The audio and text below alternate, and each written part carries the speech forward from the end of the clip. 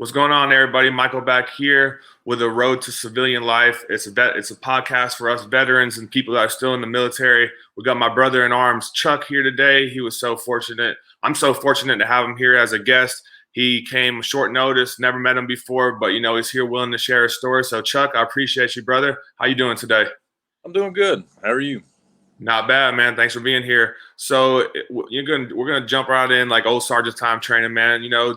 But a little bit about yourself. Maybe why you wanted to join the military, and just tell us about those early days, if you don't mind, and just work on your time getting ready to get out the military. Lead us up to that, if you don't mind.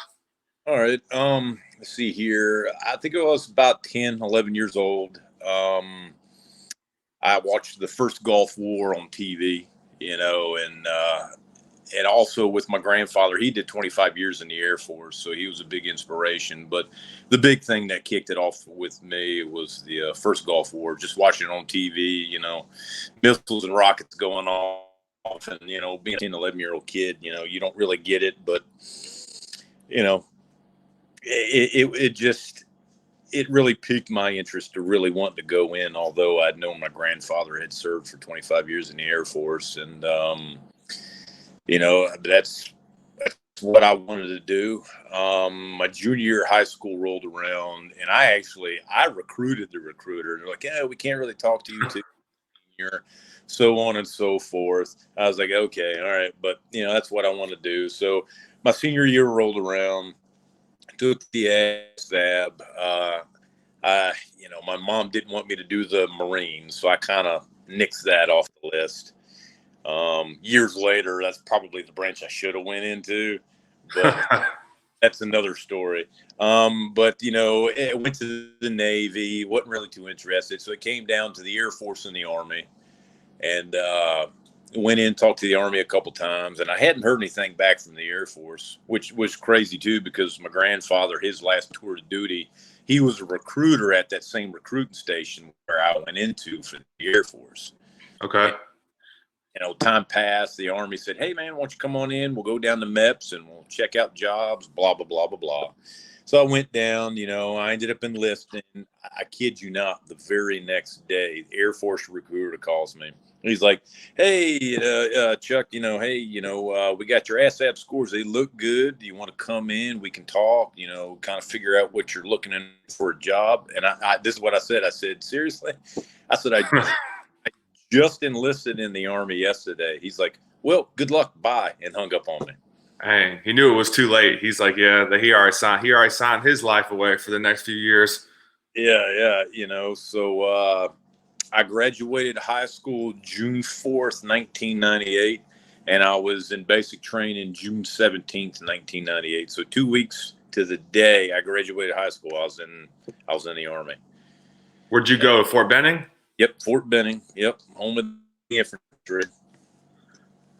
How was that for you? You went straight through? Like OSET, they had OSET still, right? When you just go straight through basic, yeah. And then June 17th to about September 24th, something like that. Did you think you were gonna? Okay. Did you think that after you got done into your first duty station and everything like that, did you think you were gonna stay in the military for a long time, or were you playing it by ear? It took me a good 2 years how to Army. Okay. I could do all the physical stuff, but really learn how to Army, if that makes any sense. Yeah, of course. It took me a good 2 years. And then once I learned out how to Army, I realized that I wanted nothing to do with being on active duty after that. There's a lot of Blue Falcons. I guess this is G-rated, so I'll leave it G-rated. Yeah. We can come back sometime for another version, no problem. Yeah, and I learned a lot, but it was just a lot of, hey, once I get E5, I'm only looking for E6, and then I'm only looking for E7. There's a lot of Blue Falcons, you know, and not looking out for the soldiers. I ended up living my first duty station was in Hawaii, so I was at Schofield Barracks. Okay. So part of that was we lived in barracks that still had bullet holes from the attack back on Pearl Harbor in 42, 41. Okay. So that tells you how old the bear, just, yeah, I did have some good local, squad leaders. I did have a couple good team leaders, but a lot of it, it's just like, one day would be cool. Next day would be, balls to the wall craziness, and it's just like, man, there wasn't a lot of looking out for the E3, the E4. And then a lot of times once you saw that E4 transition to E5, it's like, man, you're a jackass now, And it's like, I get it. You're not supposed to be buddies, but at the same time, you got to be able to have the trust of your lower enlisted to be able to. Yeah, you got to remember where you come from. You got to remember where you come from, man. A lot of people get that E5 and they go on a power trip, and it seems like sometimes it never turns off. But so it seems like you should have just joined the Air Force, man. Right? Right? That's what now I'm messing with you, but now, man, the bullet holes and everything like that, in the Air Force, they would have got paid extra for that. They would have got hazard pay for living in something that's not to their standard. So you got to give props to the Air Force, man, for what they do. They do good for their airmen. So no hate on them. But I ended up getting married, so I got extended. So it was more or less almost 4 years on active duty in Hawaii, and okay. I wanted I wanted to be done. I just like that last year and a half was just, a lot of new leadership coming in, and it just wasn't my thing. They weren't looking out for the little guy, Yeah. And I'll be honest, it did take me a little bit longer to get my E5 because when I saw something stupid, my mouth wouldn't close. And I did actually have some team leaders that were pretty crappy, but it's just like I let my opinion be known, whether it was supposed to be known or not. Yeah. I guess being able to get ranked did kind of suffer, but I eventually did get my E5, and I came home. Actually, I came home a month after September 11th. So when I transitioned from active duty, I went into the Virginia National Guard, and Okay. I do my time. And out of 4 years in the Guard, I ended up being on active duty for about 3.5 of that. Oh wow. Yeah, so the Guard, it was kind of a culture shock to me from active duty to the Guard. I was on both sides. I see why active duty busted the chops of the National Guard, and I see why the National Guard's like, man, active duty, they're so this and they're so that. But it's like the discipline is a lot different in the National Guard or even reserves, I would suspect. But I did Homeland Security when I came home. I did security at the Winter Olympics in Salt Lake, Utah. Okay. I ended up going to Cuba with the National Guard. We were only supposed to be there 6 months, and then I rackled around in March of 03, and we got extended another 6 months. I love telling everybody this story because I think this is pretty hilarious. Because we were down in Gitmo, and this was probably about month 4.5. And we went to the chow hall. We were in Humvees. We rolled up, went to go get chow, and somebody got the local Post, Navy paper, and they were reading it. Right on the front page, it said 2nd Battalion, 116th Infantry gets extended 6 months. So that's how we found out that we got extended 6 months. Oh man, eating chow in Guantanamo Bay, you find it out in the newspaper before you even hear from your commander first. That's crazy. Yeah, about 5:30 in the morning. We read on the Navy posted, not the Army, but the not Navy. even Army. Yeah. So it's like, needless to say, I'm really outspoken, and I wasn't too thrilled about that. I mean, being in the Guard, they're like, oh, we got to be like active duty. We got to be like active duty. So they were trying to go balls to the wall with this and that. And there was a little bit of a mutiny with, we were working 16, 18-hour days, and we were trying to do training for another 6 to 8. And it was crazy the first probably 3 to 4 months. But once we got extended, the last 6 months were pretty chill. Yeah. Okay. We did deal with a lot of the detainees, being in the towers. Keys and medics, they dealt with more of the physical contact with the detainees down there. But we were in the guard towers, so we whenever we would walk to the guard towers, they would talk a lot of trash to us. You And gotta love that, right? yeah, that was kind of funny, interesting, all at the same time. And then so I came home. I was home for probably about 4 months, and then I actually volunteered to go to Afghanistan. They were asking for volunteers, and I said, you know what? I'd rather have been in Afghanistan for 3 years than have to deal with what I dealt with in Cuba. Dog and pony show. Yeah. That's what Cuba was. I mean, we did do our job, but it was just a big dog and pony show.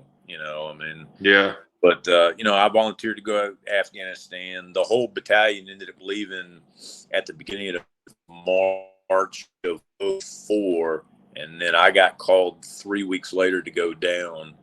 And then it was about a year and a half deployment. So I ended up going to Afghanistan, and that was definitely a culture shock one way or the other. Where'd you end up going? South, north, east, west? Yeah, we were in Bagram. We Okay. were in Ghazni. Okay. We were kind of along the border, Kaust, Salerno. Rocket City, man. Yeah, I was in Kandahar my 2 times, like RC South and Leatherneck, and RC South, RC Southwest. So I was down the other ways than you. Yeah, we were in Kabul too. So Okay. it was what it was. So you pretty much went active duty, then you got on National Guard, and then you still were pretty much on orders for most of that time. Then after you got done with the Guantanamo Bay, you said, "Hey, let me go ahead and volunteer for this," and then it's still on active duty. So you're pretty much status National Guard, but pay and what you're doing full time active still. Yeah, it was kind of interesting because when I volunteered for Afghanistan, I had read in it was the Army Times that they were actually activating the 3rd Brigade, 25th Infantry to go to Afghanistan. And that was actually the same brigade and battalion that you were in when I was in Hawaii. I got you. So, and if I volunteer, I'll go there and probably see some of the guys I actually served with, which I ended up seeing a couple of them when I was up in Bagram. So yeah. That was, and also the unit that I ended up being attached to go to Afghanistan was they were the first Alpha Company, 1st of the 116th, which was actually the same unit, the Bedford unit that landed on D-Day during World War II. I don't know if you've heard about the Bedford Boys. There's a book that was written about them. There's actually a D-Day memorial down in Bedford, Virginia. So that was the same unit that I was attached to. Okay. No, I never heard of them before. I'll have to look it up. Yeah. But that year and a half, we were deployed, we did our infantry thing, and I ended up messing my knee up. So I ended up having to come back early for medical. I think there was probably about a good 35, 40 of us that came back 2 weeks early. We left, and we activated at Bragg, and then we demobbed at Fort Bragg. And they treated us like shit. Bragg wanted to get us in. They wanted to get us out. They didn't care how they did it. I know one guy for a fact that ended up, he had to get surgery on both of his shoulders, but Bragg wouldn't do it. And I said, send him somewhere else. No, well, this is what ended up happening. They wouldn't do physical therapy for my knee. I had issues with my patella tendon. It was popping out of, there's a track that the kneecap is supposed to move, and I had done something to my patella where it wouldn't stay on track, and they wouldn't do physical therapy for me. It would have been probably about a couple months of physical therapy. Bragg wouldn't do it, and it got to the point to where my first sergeant company commander, they met me at medical, and obviously again I'm very, very outspoken, and they said, "Hey, you haven't signed your medical release paperwork." said, well, they haven't taken care of me. They haven't taken care of anybody else here. Well, you're kind of holding up the rest of the unit. If you don't sign this paperwork, then the whole unit doesn't get to go home. So they couldn't give me a direct order on signing the paperwork, but they put that pressure on me to sign the paperwork. Yeah. So I went ahead and signed the paperwork. And what ended up happening was within about 2-3 weeks of being home, the same 40 guys that came home early for medical issues, we started calling the headquarters in Virginia for the National Guard saying, hey, you got to screw this over. You guys, that you shafted us. And what they ended up doing is they ended up getting a lieutenant to be in charge of us. They actually put all of us back on active duty National Guard orders. Okay. So we were back on duty, but we were able to still be at home. So I was on active duty for another 5 or 6 months till I was able to recover. And that one guy that I told you about, he needed surgery for both of his shoulders. Once he got back on active duty, he ended up getting the surgery that he needed. And so that really, really, really soured me. And I think after I finished that up, I think I had about 2 months left in the National Guard. And they ended up sending me to the Charlottesville unit. I think it was Charlie Company at the time. And company commander actually asked me to come in, and he wanted me to stay in. And actually, my oldest son at the time, he was 5, and he was with me. So I came in, we're talking, and I basically said, sir, can I speak bluntly? He's like, yeah, sure, go ahead. I said, the way they screwed us over, I said, the way they didn't take care of us, I said, what makes you think I should stay in the first place? And Fair of course, enough. I used a lot of really colorful language, just because I was really ticked off. I mean, it wasn't me. I mean, again, I was the NCO. I was more worried about, the E3s and E4s that got screwed over. I could deal with me because, I more or less somewhat had a seamless transition from active duty to the Guard. So it was like, I see how you screwed over your NCOs, but look how you took care of your Joes. I mean, come on now. Yeah. And I said, no. I said, I'm done. And also, I just physically, I was broken. I just knew I was physically broken. And so I got out. I started working at the University of Virginia Hospital.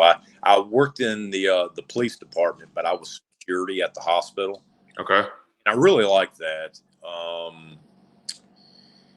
I was able to recover from my knee issues, and then 2 years into working there, I ended up getting in a fight with a patient up on the psychiatric ward, and I ruptured a disc in my back. And that was May of 2008.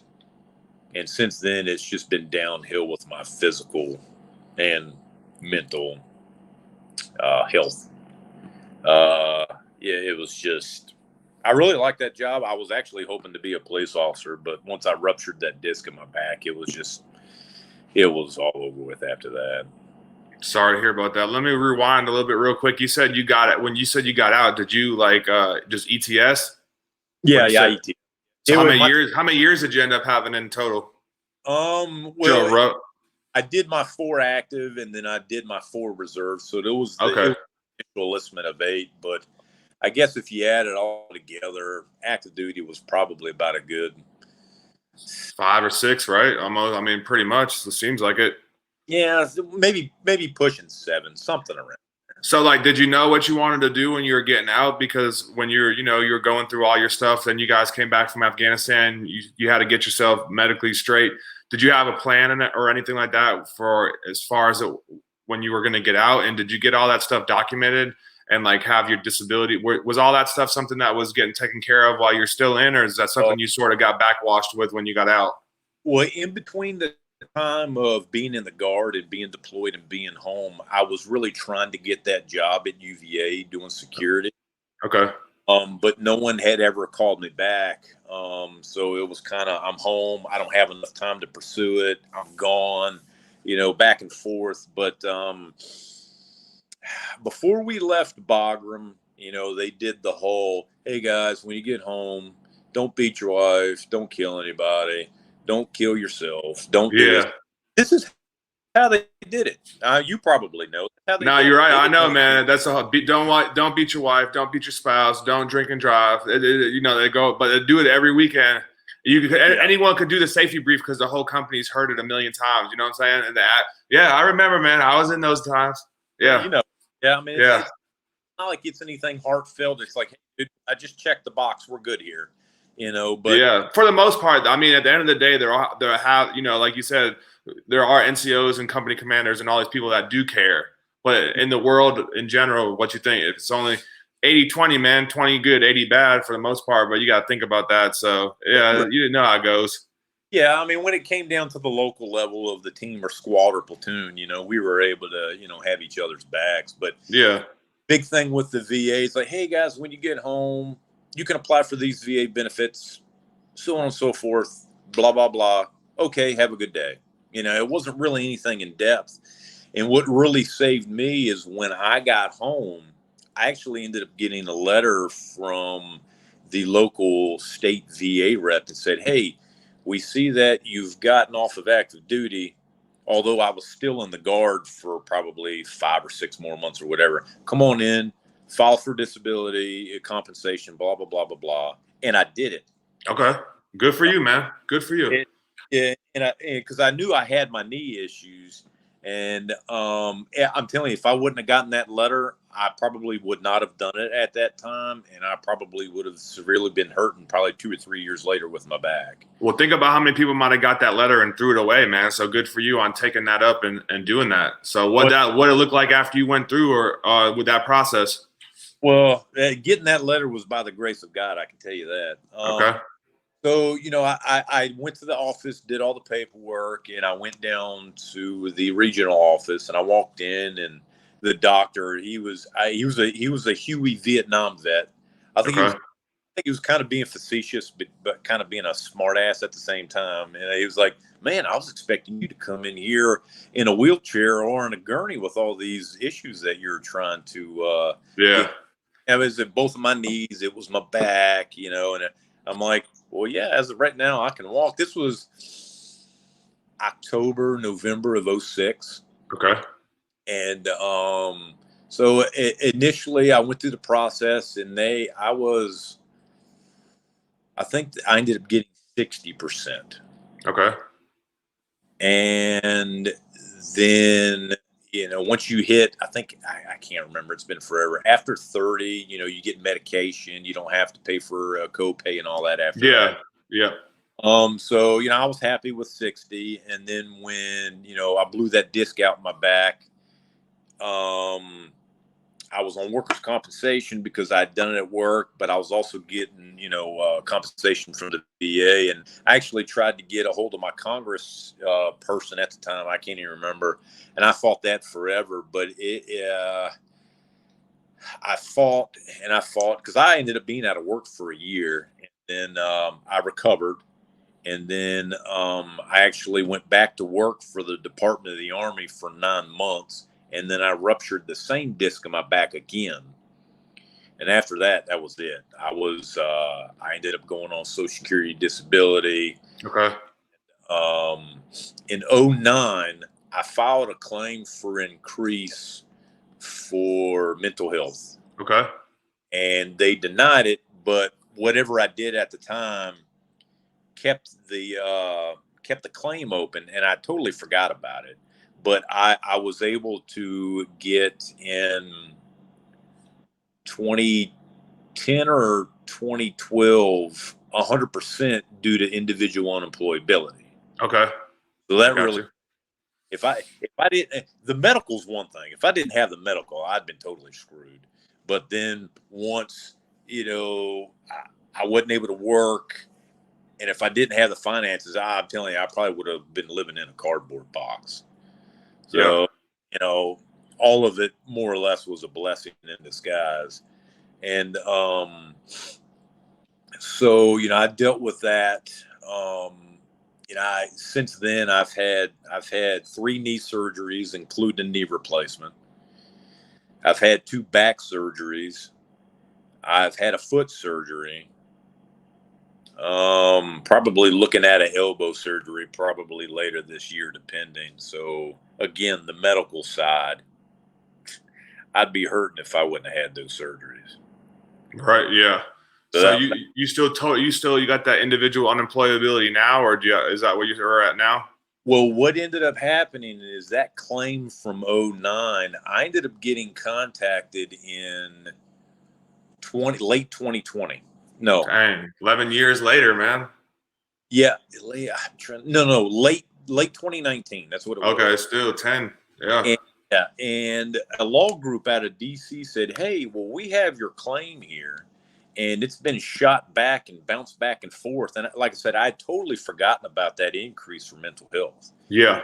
And in 2014, I actually ended up having a stay in a mental health facility.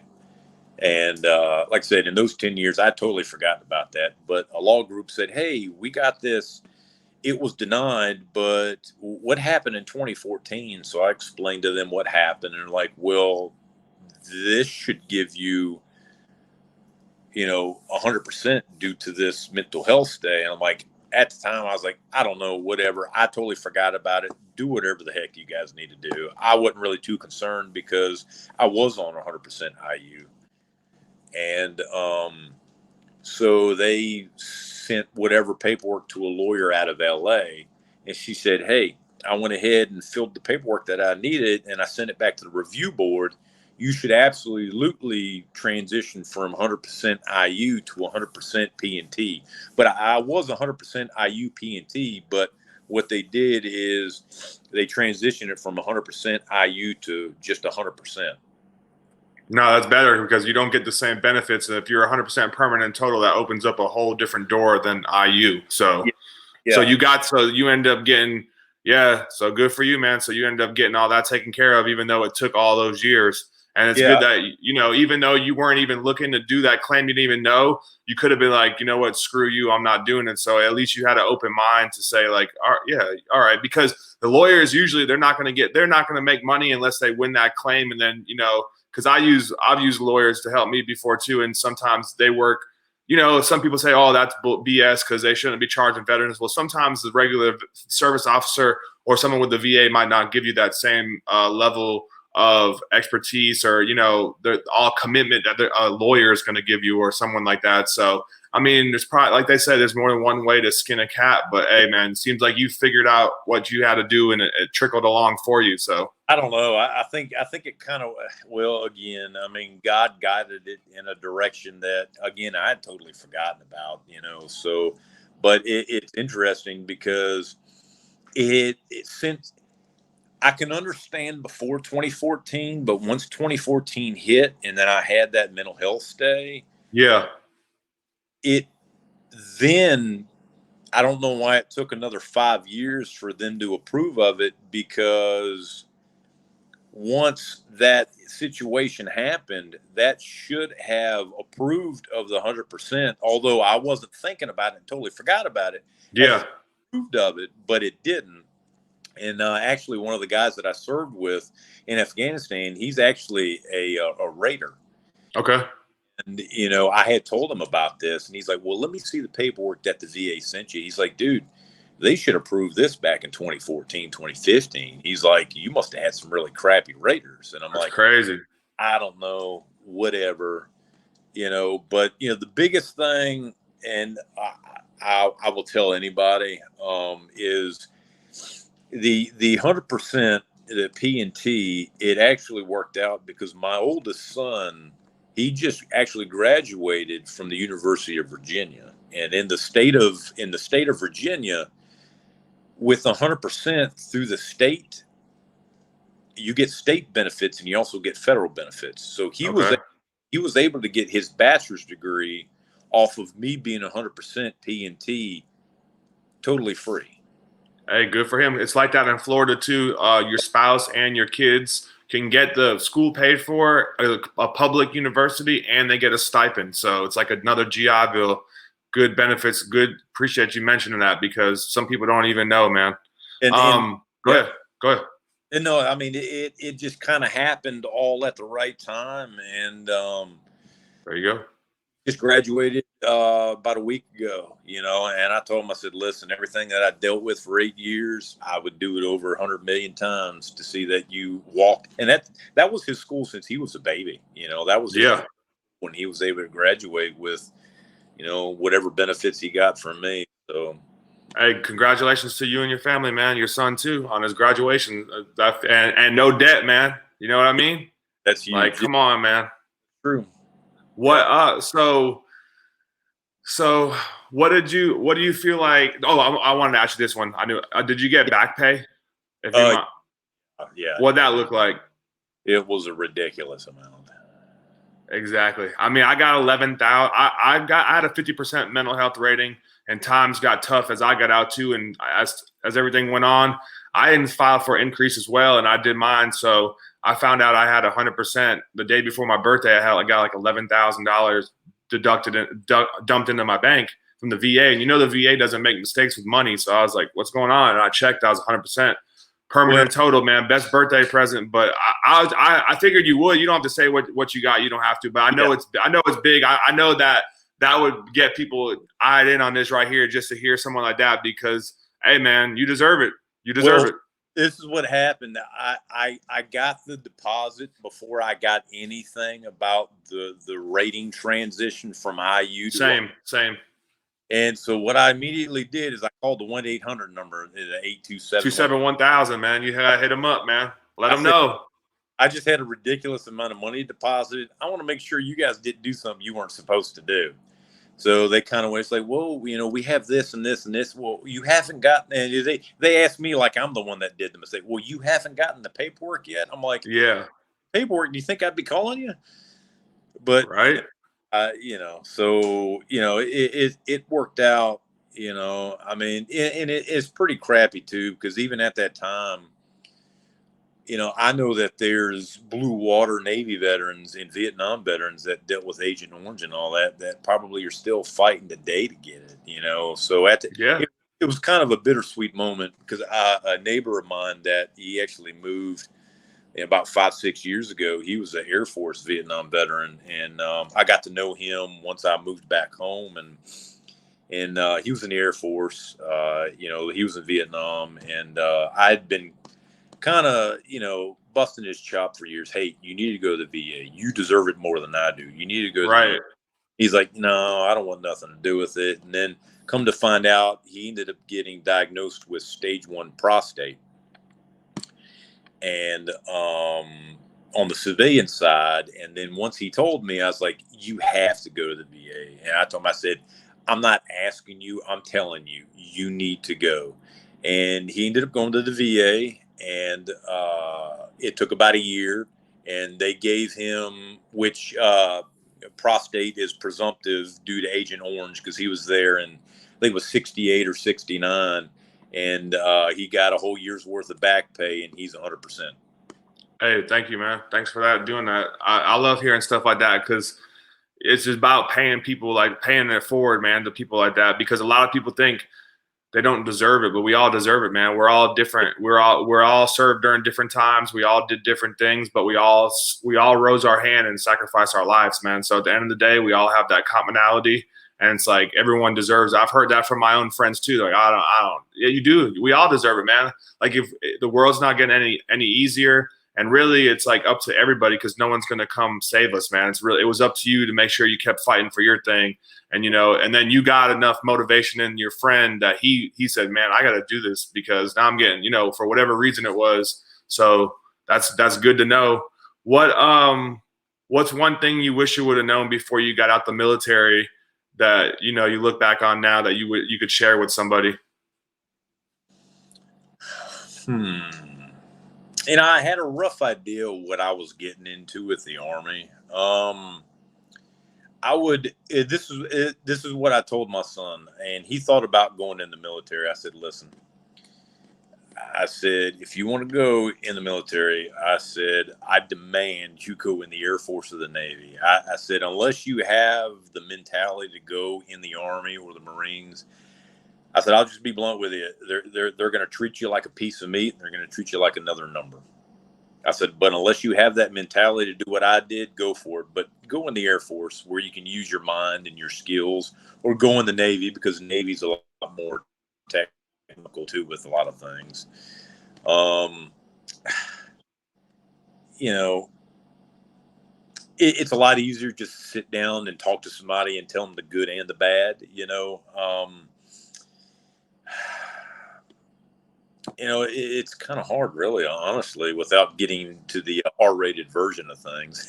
No, you're good. What about one thing that you struggle with the most for your transition out the military, minus not getting taken care of, by the people that you had around you? Like just one thing maybe that you struggle with. I think probably career stuff, career advancement.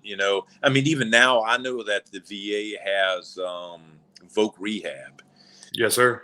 It would be nice if they pushed that a lot more on top of with the GI or the post 9/11 GI Bill benefits. That's a big thing. If you use voc rehab now it's called Veterans Readiness and Employment Program. But if you use that for school first, you can actually use your GI Bill after. They passed a law in like 2019 or something like that.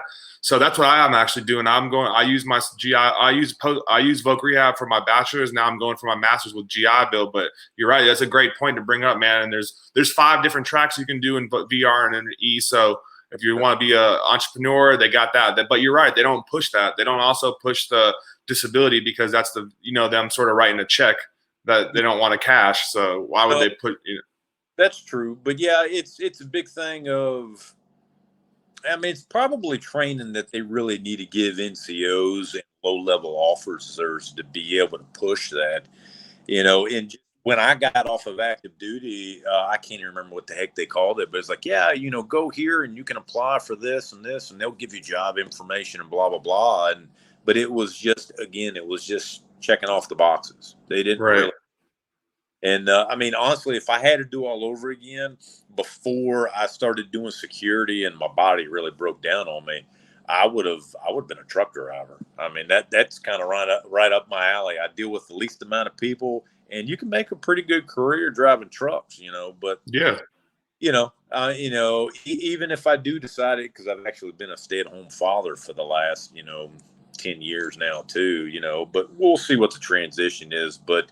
It's getting the education or job skills to be able to increase, career possibilities. That's the big thing. No, you're absolutely right, man. And I would say, keep doing what you're doing with your friend. Maybe you could find your other veterans and try to keep pushing them in a positive direction. Because I know you said earlier you weren't doing that good, but I hope, I'm here for you if you need be. And, I'm sure there's other people in your life that are, but just keep doing those good things, man. You feel good. I know when I help people even get on a call like this and listen to you or listen to all these people that are going to come on, like it feels good just to hear you talk and hear other people's stories and how you overcome the obstacles in your life. So just keep going and keep paying it forward, man. You're going to be doing good. So you got your son and everything. You got good things going on for you, man. Yeah, I do have a buddy of mine. We've had some reunions with our unit. I got a buddy. That's good. I've been busting his chops for probably about 4 years now. He hasn't even gone to the VA. And dude, why? I said, at least be able to get a rating to where if something happened in 10 years, you can get that increase. I said, because I'm telling you, man, I said, if I didn't go, and like I said earlier about my back, I've been screwed. So I've been really busting his chops, and I've been getting on his wife. She's like, I tell him every day he needs to go, and he just doesn't do it. I said, well, maybe if I get him drunk or something and just drag him to the VA one day, maybe. There you go. We made our buddy call 1-800-827-1000 last Labor Day when we were going to Florida Keys. We did a little link up like you just said, and we told him to call, man. He never went to the VA, had 0% rating, but been to Afghanistan, seen a whole bunch of stuff. It took like, I don't know, maybe it took like 6 or 7 months. He called me and said, man, I got 20 grand in my bank, dude, 100% permanent total, man. First time go. I said, that's crazy, dude. Congratulations, man. Happy for you. Can't be any more happier. It's like, that's so awesome. It was so easy sort of for him, man, for people like you or me or anyone else that got out with zero, or, everyone's got their own story, but just to hear people actually just taking the action to do it, man, just Yeah. do it. Like, no, we're not sitting around here with millions of dollars, and it's not all about the financial gain. It's about the healthcare. It's about your family. It's about your, all that stuff, man. Cause it's a total package once you get in it and just do it. I mean, it all helps. I mean, it does. I mean, I would figure, a veteran that's specifically, since I was infantry, that has served in combat and that had been in the middle of, whatever, you deserve to be able to live comfortably. Yeah. Especially if you have all the evidence that states, hey, and it's kind of crazy. It's like with the VA, they don't automatically think you're screwed up. You have to prove to them that you're that screwed up that they got to be able to give you some type of a percentage of disability. Right. It doesn't make much sense to me, but whatever.